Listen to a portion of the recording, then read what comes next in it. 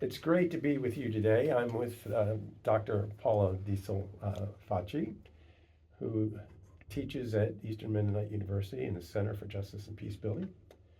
And we're talking today about peace building and dance and peace building, or as Paula likes to say, pieces, not necessarily just peace, but pieces. And we'll hear more about that later. But I was wondering, Paula, if you would just say a little bit more about yourself and the relationship you have with dance and pieces. Yeah. Well, first of all, thank you for the invitation. It is a pleasure to be here today talking about dances and pieces and conflicts. I like to call myself a dancing peace researcher and a facilitator of creative approaches to conflict transformation. And also someone who is curious about like human and cosmic relationships in the web of life in terms of like our interconnectedness. And I'm also someone who is fascinated by that sense of awe, which I think sparks curiosity both of arts and science and spirituality. And I'm also someone who is kind of motivated by the pulse of social change. This is a bit of how I see and understand myself, at least in this moment. And my relationship with dance started very early in life. So I'm a Brazilian native, and I was born in the Northeast, where dance is kind of a usual part of daily life. So I started dancing like samba and forró and lambada, like in general, like folk dances. And then I think fell in love with it. And then I went into ballet and jazz and contemporary. And more recently, I think in the last decade, I got to know more about spontaneous movement and been practicing it as well. And then I think at some point, I think in dance, I had the opportunity to experience that moment of awe, right? That moment of connection, that in which like the movement becomes somehow aligned with breath and also with the sound of music, and things seem to dissolve into vibration. So some of those experiences, I think, have called my attention to the connection between dance and peace. And I have also seen in dance, violences, right? In terms of how different approaches to dance treat the body, and also how dance can also be a way of perpetuating exclusion and perpetuating erasure of certain approaches in favor of others, and so on. And I think all of these experiences have called my attention to this connection, to this nexus between dances and pieces and conflicts. But when it came a time to decide like my studies, I decided to do international relations, because there was also like social change was also something that called my attention, particularly like experiencing and seeing inequality in Brazil. So attention, right, to this to social struggle has also been there. And then I decided to go to international relations to stop wars. That was my dream. And then in studying international relations, I got to learn a lot about like wars and nation states and how wars happen. But I felt that I didn't get enough resources to actually work for peace, to work with peace. And that took me to peace studies. And then in peace studies, I was encouraged to do research on a topic that I was passionate about. And then dance came as a natural choice. And I have been interested in doing research and practice in this nexus since then. Excellent. I'm fascinated by that nexus between peace or pieces and dance. I'm saying a little bit more about that and why do you use the term pieces rather than just peace? Yeah, that's a good question.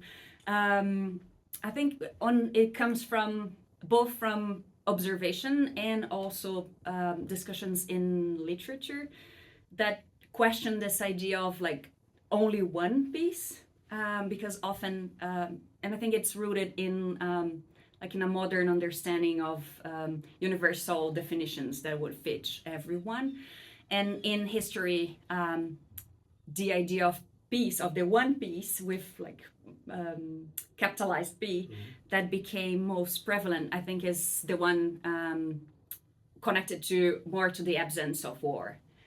Peace as the absence of war, peace as the interval between wars, as has been also discussed in the field of international relations, for example. So, and I think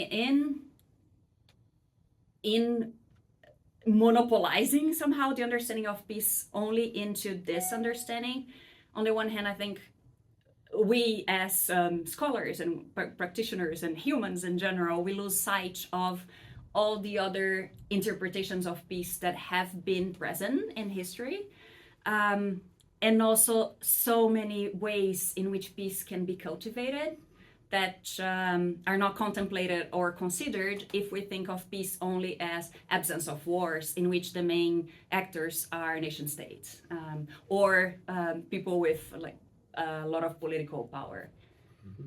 So this is why you studied international relations, but at the same time, what you saw there really didn't comprehensively give you an understanding of how peace or pieces may occur. So dance, in what way then allows that to emerge? I think we're talking about it here too is different contexts, different cultures, different understandings of how people view the world, right? And so pieces around the world, whether it's through music or through dance or through other forms of art, allow people to express themselves in their context. So follow on with that if you would. That would be great to hear. Yeah. So I think in one of the questions that led my research was like, how have peace and dance actually been connected in history and human experience? And research indicates that this connection has been there often and for millennia. So human communities have used movement, breath, and what is the third one? So it's basically like arts in general, but in a broader understanding, right? Not arts necessarily as we think of the classification between music and dance and painting, but arts broadly understood. And I think this connection has always been there. So different human communities have used dance and music in rituals to contribute to balancing the world, to balancing the cosmos, considering, and this approach and then way of naming it varies in different cultures. But if we think of like balancing human community and the cosmos, considering heaven or supernatural forces, and also nature and the environment around. And this is one understanding of peace that hints more into a sense of harmony than into a sense of absence of war, that is more connected to security. And I think using the term pieces is a reminder of these different perspectives and understandings of peace throughout history. And I think also a reminder that using or thinking of peace and actually working in peace building only with a peace as security mode of understanding might actually oppress and erase these other understandings, and it is, and therefore is in itself violent. Right? When you have that oppression and erasure. Yeah, no, that's interesting, and it seems like the strategic peace building that we oftentimes talk about, I think we could tend to understand that more broadly here at EMU and the Center for Justice and Peace Building, but it can be linear. and it takes us from one point to the next point to the next point. Where life isn't that way, it's more circular and involves many more elements of who we are and our surroundings and so forth. And so I'm just curious of how you understand that, moving from kind of a strategic international approach to peace and peace building to a more harmonious one that you talked about that entails and involves context and culture. Yeah, definitely. And I think in like when we look at the different understandings of peace, I think in with modernity and also colonialism, this aspect of inner peace became and peace connected to harmony, which does not necessarily entail only inner peace, but also peace with human and non-human life, became like less considered in thinking about peace. But I think it doesn't mean that it has been forgotten or not practiced, right? I think as we go, as we live our lives, a lot of we do cultivate pieces in different ways. And I think that the use of pieces can also be helpful when we think of ways of experiencing peace and understanding each other in relationship. In terms of, for example, for me, one of the ways in which I experience peace is dancing to loud music and moving in the space. And for example, the way of experiencing peace of my partner might be meditating or quietly reading a book. So the idea of pieces, I think, also help us look at these different textures of experiences of peace in daily life. And also understand the conflicts that may arise out of it, and help us look at and develop tools for working with conflicts as we go, as we interact and as we live. And I think this is somehow the more interpersonal and relational aspect of it.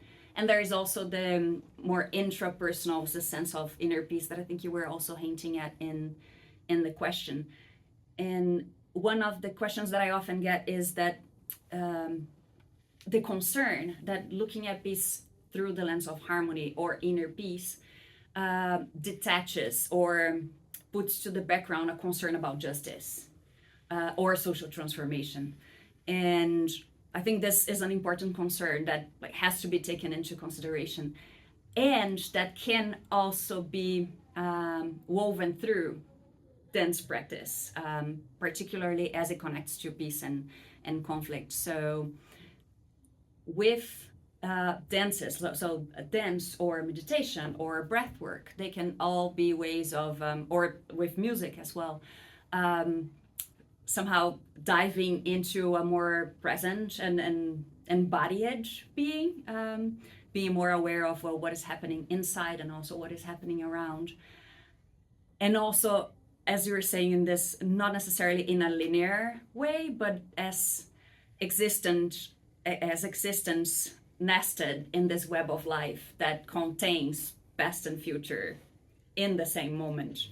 And I think through dance, depending on how you approach it, movement can offer a space for looking at what is, which includes harmony, and it also includes looking at suffering and looking at pain in a way that is supported by embodiment and supported by breath and by presence, right? In a way that facilitates looking at it with compassionate eyes, or with a compassionate understanding, which in some lines of dance, we call it like looking at our shadows as well, right? In terms of that which is unknown, and that I think can invite us to look at our biases, to look at traumas that are there, to look at violence that we might perpetuate in society, right? By being intersectional beings who are crossed also by systems of oppression and which perpetuate it as we go through life, knowingly or unknowingly. And in movement, in this supported space, I think movement can help looking at those aspects and also transform them, and looking at possibilities and resources to understanding them in compassionate ways and redirecting that energy towards transformation. So when I think of like movement and inner peace and harmony, it's not only in a perspective of this blissful sense of interconnectedness. It is part of it, and also how pain and suffering is also present in there, and working with resources to transform it and redirect it, the energy that is somehow stuck due to trauma and due to injustice, into action for transformation. There's a lot there that you just said.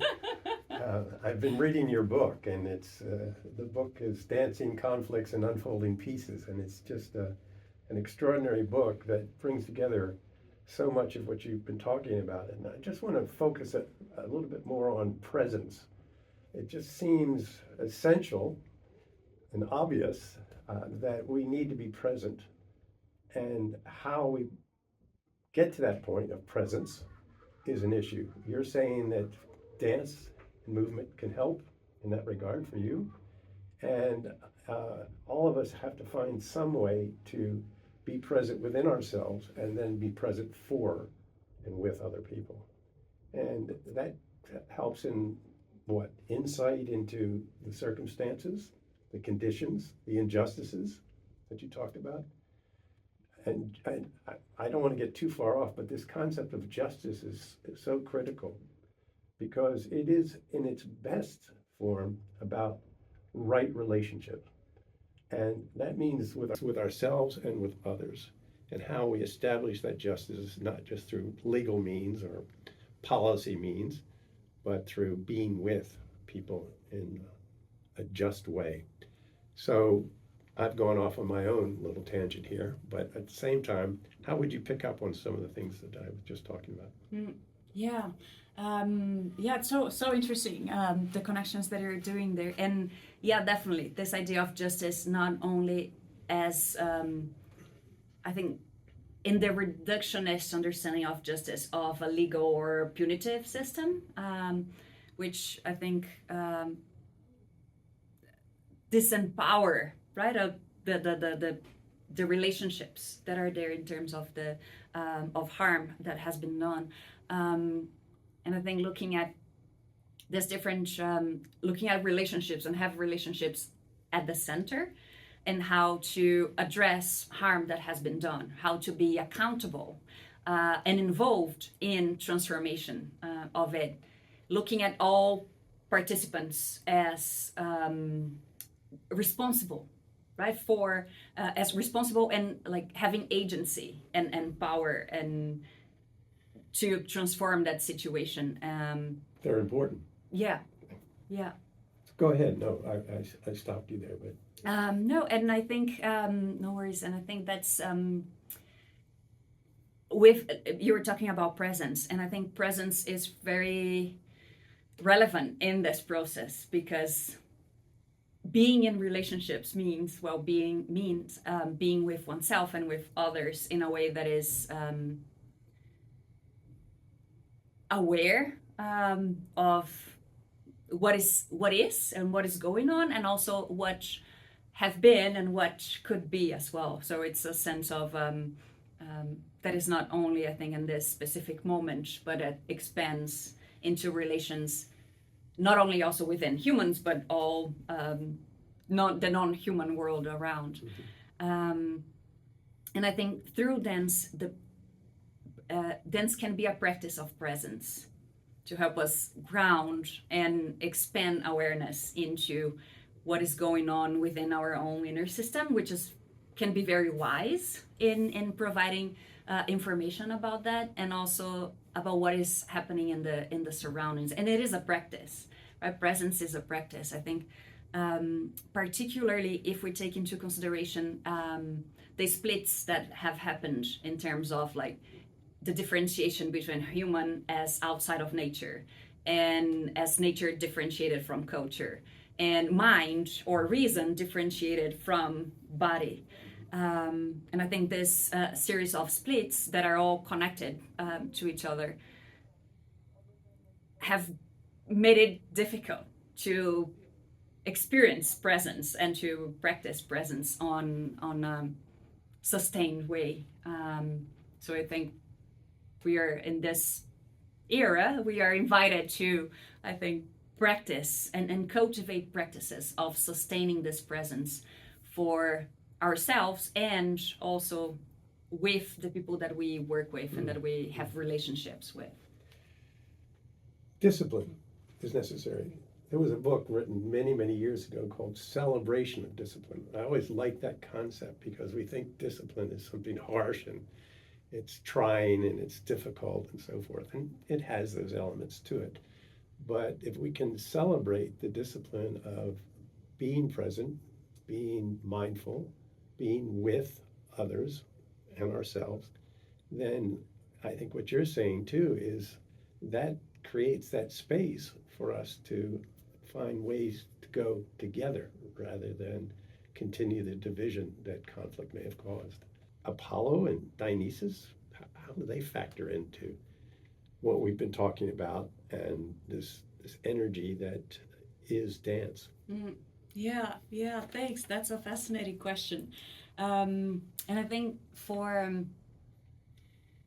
when we think of like harmonizing and the understanding of peace as harmony, in many communities it translated as it came out of a human need to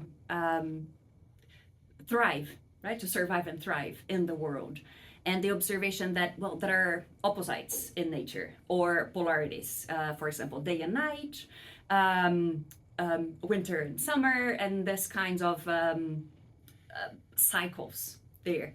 And I think this idea of harmonizing comes with looking at these different opposites or polarities and balancing them in a way that is helpful and productive and foster flourishing. Now I think in some moment in history there has been an understanding out of the same observation that there are polarities in the world. The strategy derived was not necessarily balancing, but categorizing and establishing a hierarchy. And if we look at Apollo and Dionysian energies in the way that Nietzsche discusses them, I think it's a lot about these different polarities, right? In that exists in the world. They, as gods, representing these different energies. And I think in some moment in history, there has been this categorization and hierarchization in which Apollonian qualities were valued as good and Dionysian qualities were valued as bad. And then in that split that I was mentioning, we also see this hierarchization between like clarity and reason and the male the more male aspects being elevated, and the qualities that have been associated with Dionysian energy in terms of like chaos and ecstasy, and also the more like unknown, and the female has been then classified as something that was well, bad and to be feared. And I think in this, and I think that was not necessarily the initial understanding of these different energies, but then it became separated. And I think in arts, this hierarchization has also happened in terms of, for if we think of like dance as used in rituals for harmonizing, there's no differentiation between dancers and non-dancers. It's a more communitarian expression and ritual in which participation, everyone participates in a way or other. And then with the split, we can see a differentiation between dancers, the ones who know how to dance, because then what dance is or should be became defined by few people, and then others would become non-dancers, right? Or the ones who don't know how to dance, and therefore either audience or people who would practice, and here we see the split and differentiation also between formal arts and folk dances, and also in spatial ways as well, like the formal, more elevated arts as seen in this perspective would have the space of the theater, and the other arts would continue happening on the streets, but understood as folk culture and not as necessarily artistic. You've participated in both. Is Yes. that correct? Yes. Formal dance and folk dance, bringing in the people in the marketplace or wherever it might be, so that they can participate and experience the joy of the music that they're dancing to or the movement. So, is there a right or wrong here? That's a very good question. I think it's what I find important to highlight in this dynamics is the impact of this hierarchization and how relegating some forms of pieces and some forms of arts, dances more specifically, and classifying them as bad or sinful or as like not art, has caused violence and oppression to many groups. And I think this becomes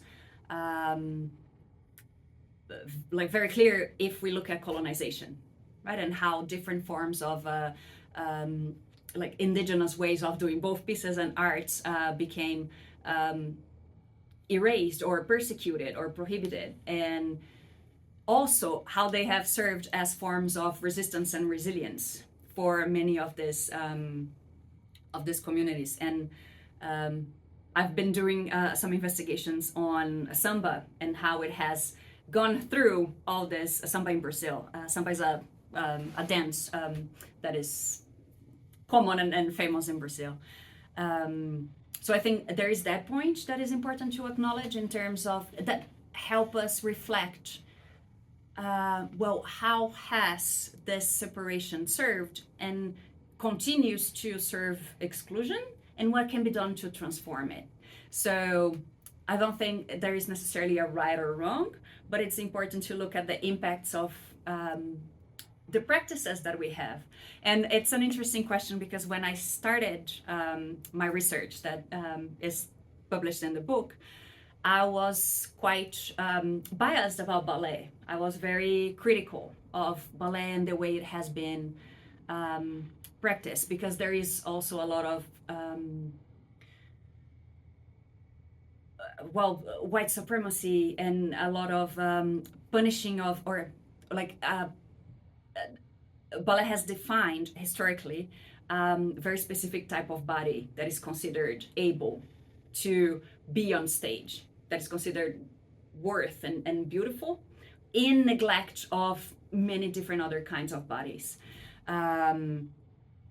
So I started the research with being very critical of ballet, and through understanding and doing research and also reflecting on my own experience, I realized that, well, yes, there is that aspect. I have met, for example, many former practitioners who said that they stopped dancing because they were not thin enough, tall enough, flexible enough.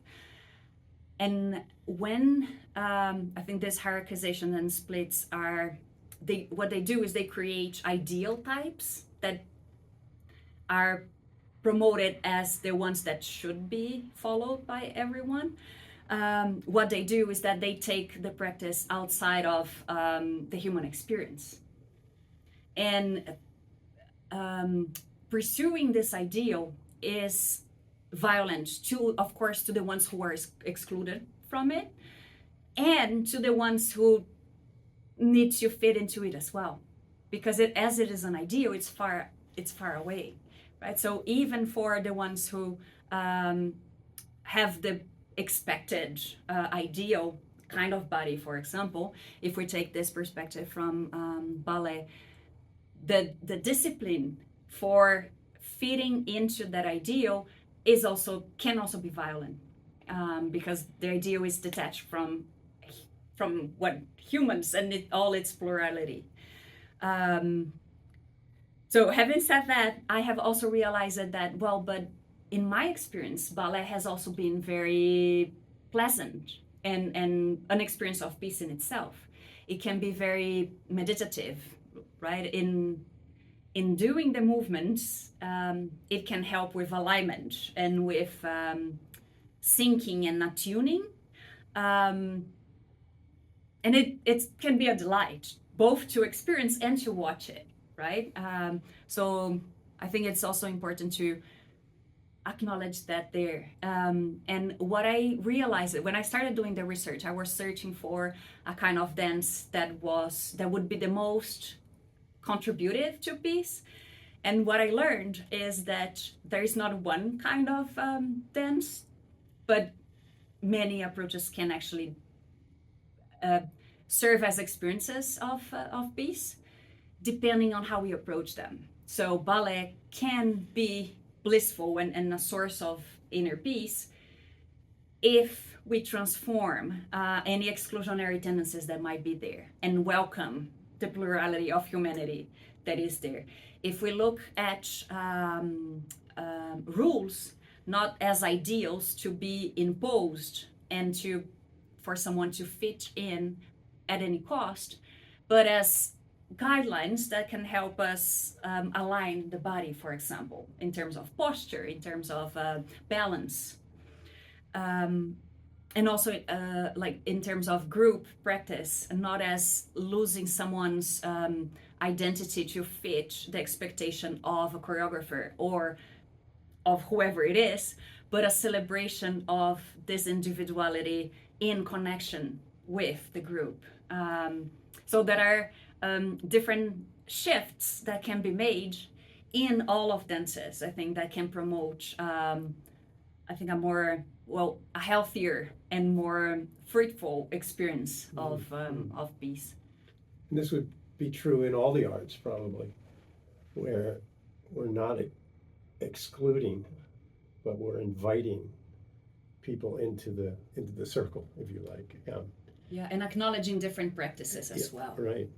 But my daughter is a dancer, and she did ballet, but she chose to take that goodness that she experienced in ballet, because there is that centering, the breath that you need, and posture and so forth, and now does contemporary dance and has more flexibility, and there's more fluidity in that approach that she likes.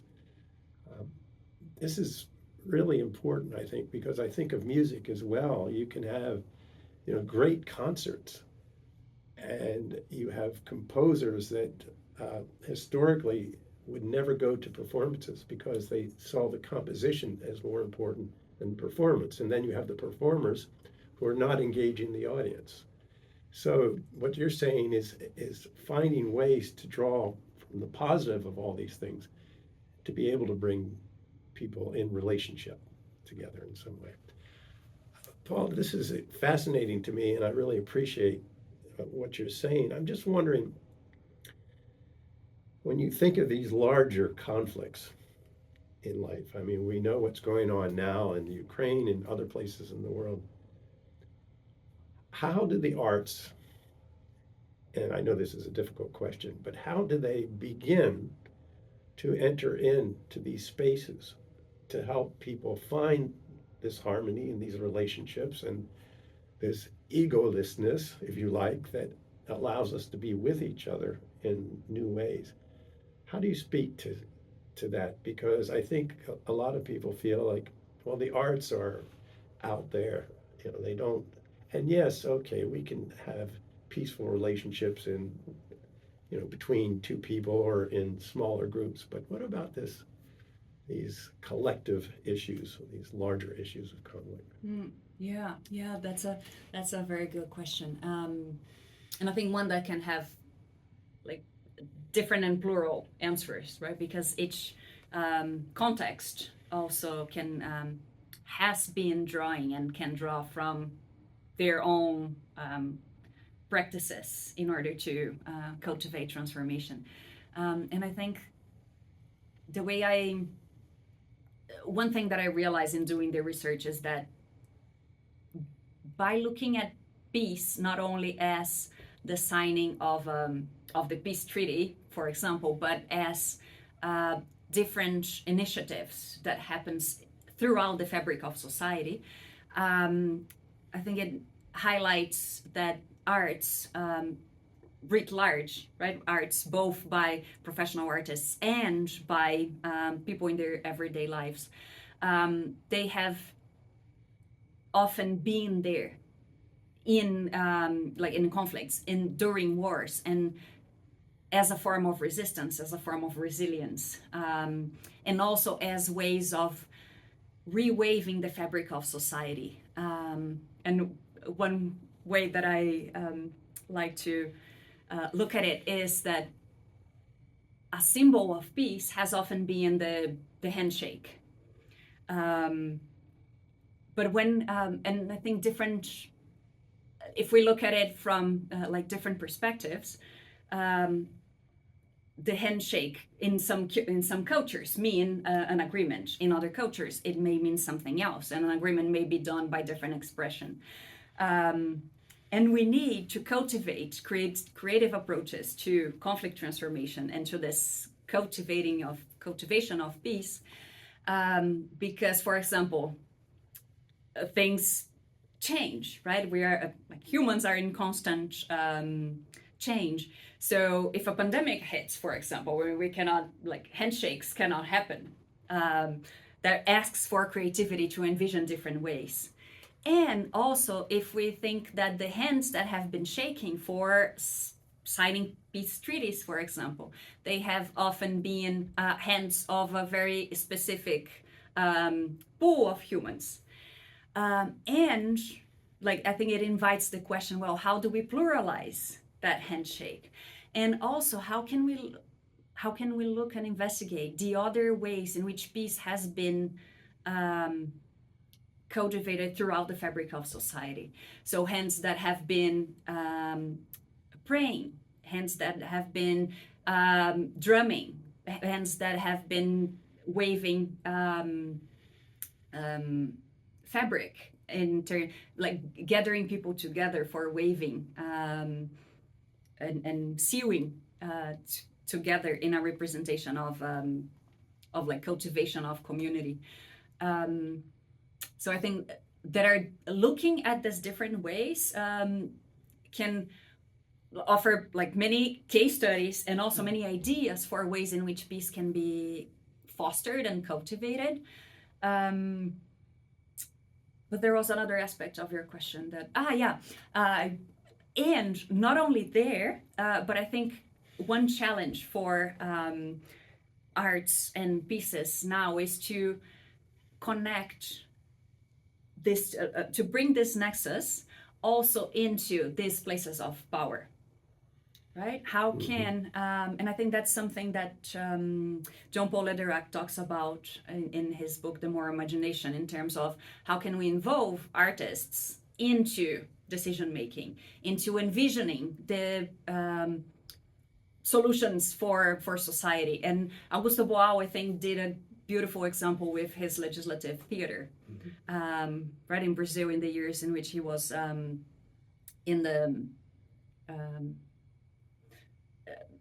legislative house, and he would use theater and gather contribution from community members in terms of what could be done, what kind of laws could be generated to address social issues. There is also one artist, her name is Malika Saurai, I hope I'm pronouncing it correctly, and she has a TED Talk that is called Dance to Change the World. And one of her highlights, she says that arts have been seen as the cherry of the cake. And she said that's very limiting. Arts need to be the yeast. So it has to be ingrained in society. And I think in the different levels, and in a sense being included in this political, in this like top level political decisions, informing it, but also transforming them. Right, in ways that these political spaces get more diversified and less monopolizing and more diverse as well. So arts as the yeast. Yeah. And I think that's been one of the issues, that we have seen arts as tools for peace building or ways to build peace. And of course, the building part has its own, issue of constructing something, but at the same time, doing pieces, if you like. The idea that we are kind of caught in this lack of understanding that art can be a yeast that needs to be there for the bread to come forth, and not just bring it in at certain points, but actually integrate it in a way that a real, partnership or cooperation with each other, these concepts of pieces and the arts coming together. I like your examples of Augusto Boal and the legislative issues, because that can be done to prevent or provent conflicts. John Burton talked about proventing, that is actually having ways and mechanisms that when conflicts arise that you can deal with them. And then there's what you talked about too, of dance during conflict, for the purpose of giving people some space and distance maybe from what they've been experiencing, or to bring some type of recognition of their issues or healing as a process. And then there's kind of post-conflict circumstances where we need to bring in this relationship of the arts and pieces to sustain going forward. And there's a link there, there's a circle there that needs to be completed. I really like that. Yeah, and I think in arts,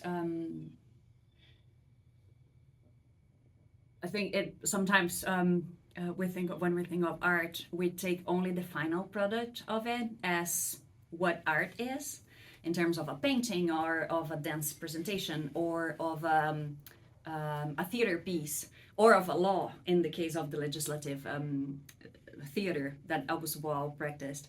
But I think a very important aspect of art that connects to this idea of being the yeast is the process of creating art, which can be transformative in itself. And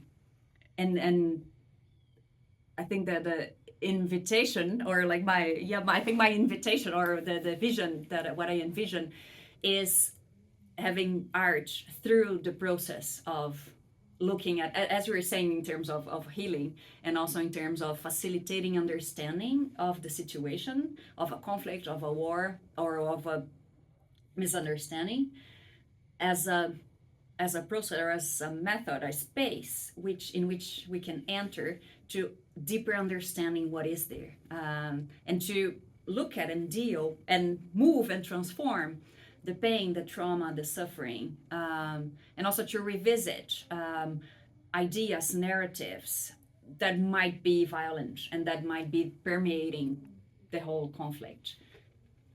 It sounds like a lot of work, but it's good work. Right? Yeah, it's yes. good discipline, and needing to celebrate that work. I do like that concept too of really paying attention to these things as ongoing parts of our life, not just doing a peace intervention or just doing art over here, but how they come together to inform each other and to complement each other. And for me too, this issue of ourselves being part of that, not distant from that, not imposing some type of rule on others, but taking seriously our relationship with others and the dignity of others.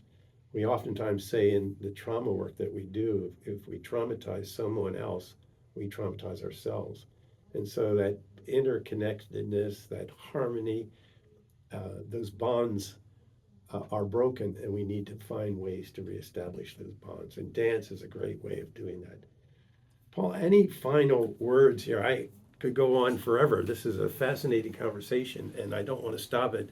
And I think too of your Sufi dancing and how that brings together potentially Apollo and Dionysian realities and understandings and practices. Anything else you'd like to kind of comment on? I'd love to hear it. Well, thank you for those ideas. I think it's so, there's this nexus of like arts and peace and conflict. There's so much still to be researched and discovered and experimented, and I share your fascination with this nexus and the possibilities that can come out of it. And I think my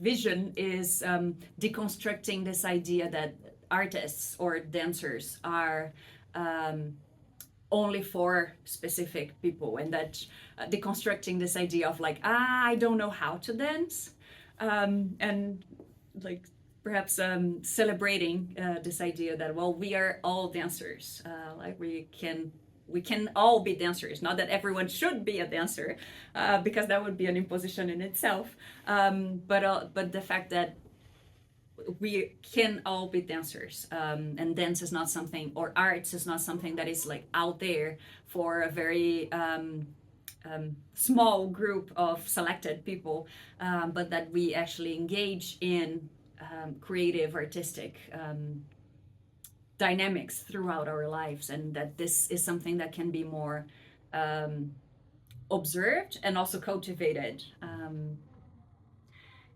and I think this this connects and brings to this idea of like cultivating presence and embodiment, in terms of like being more connected to the body, and thinking of mind not only as reason that happens in the brain, but as something that is woven throughout like ourselves, and that also connects us to everyone else, and that this idea of like harmony and experiencing inner peace in terms of in like this sense of awe, in terms of being belonging to a larger experience, and also being nested and being made possible by this, does not necessarily exclude reflecting and looking at pain and suffering, transforming them, and acting for justice, right? Justice, as you mentioned, in terms of right relationships, in terms of flourishing, allowing the flourishing of different people. And that it's actually, I think, one, cultivating pieces and presence helps with looking at this pain and suffering and acknowledging the violences that exist and transforming them. So I do see it as kind of a constant movement, and they complement each other and strengthen each other. So I think it opens a lot of possibilities for peace work. And I find it very hopeful and exciting. I thank you for that hopefulness, and I also resonate with it. And I think the work that you're doing and the teaching that you're doing and how you embody your belief systems and take what you've learned in your practices and bring them to other people is just very special. So thank you for that. Well, thank you very much. I really appreciate this conversation and the opportunity, and yeah, learning from you and with you in this journey. It has been a pleasure. Right, same here.